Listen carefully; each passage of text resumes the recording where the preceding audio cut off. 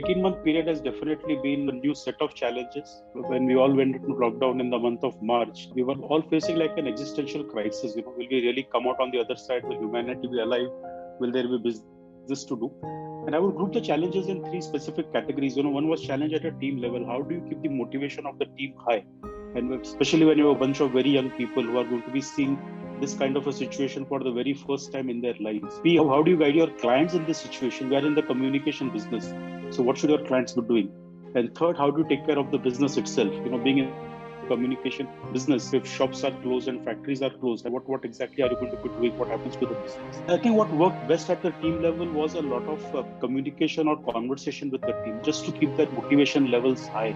Doing small town halls, getting them on small groups together, having a chat, showcasing some of the good work that some of the team members are doing, and actually going out and and ensuring that people who are the policemen all are getting food even during the lockdown period and stuff like that. Getting people together in smaller groups and making them realize that we are all in it together and they are not just alone by them was very helpful when it came to team motivation. Giving team the confidence that at a management level we are doing everything to be sure that as a business we are able to navigate these deep waters and that there will be no salary cuts or no job losses happening. So there was one critical challenge managing the team. The second challenge came more in terms of guiding clients. Clients are experiencing this for the first time. So should you be putting out content? Should you be empathetic in nature? Should you be doing anything at all? Should you be keeping quiet?